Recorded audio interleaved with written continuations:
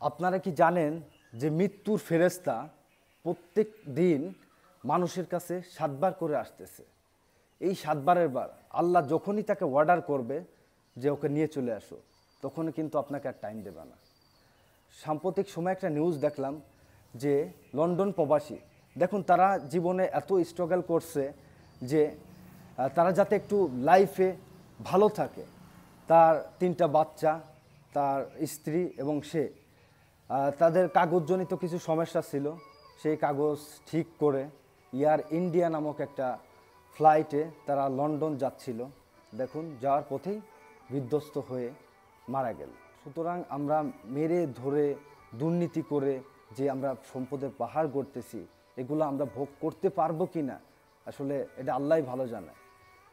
যেমন এরা কিন্তু জীবনে অনেক পরিশ্রম করছে, কিন্তু তারা ভোগ করতে পারলো না। এমন হাজার হাজার নজিরবিহীন কাজ আছে যে অনেক কিছু জীবনে করছে, কিন্তু সে ভোগ করে যেতে পারলো না।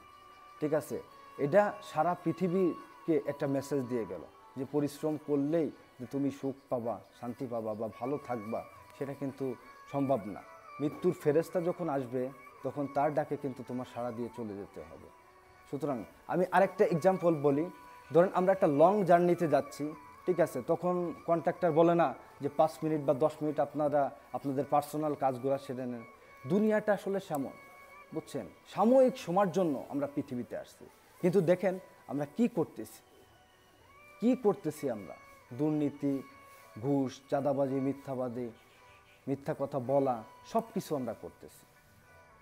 দেখুন আমরা 1 ফুট নাপাক পানি থেকে কিন্তু আমাদের জন্ম, আমাদের সৃষ্টি। ওই 1 ফুট নাপাক পানি কি হাঁটতে পারতো না, চলতে পারতো না, কথা বলতে পারতো? কিছুই কিন্তু পারতো না। সেখান থেকে একটা রক্তকণিকা হলো, তারপরে মাংস হলো, তারপরে হাড্ডি হলো, তারপরে আমরা পৃথিবীতে আসলাম। আচ্ছা, কে ঘটালো এটা? কেউ তো একজন মহাশক্তি আছে। সেই মহাশক্তিটা কে? আমাদের আল্লাহ। দেখুন কুকুরও একটা প্রাণী, আমরাও একটা প্রাণী। তাদের বিবেক বুদ্ধি নাই, আমাদের বিবেক বুদ্ধি আছে। ঠিক আছে, আমাদের হিসাব আছে। আল্লাহ তাআলা বলে দিয়েছেন মানুষ এবং জিনের হিসাব নেব। দেখুন আরেকটা জিনিস, সব কিছু মিথ্যা মনে করেন আপনারা, সমস্যা নাই, কিন্তু মৃত্যুটা কিন্তু আমাদের চোখের সামনে ঘটতেছে যে না, এই ব্যক্তিটা মারা গেছে, তাকে আমরা কবরস্থ করতেছি।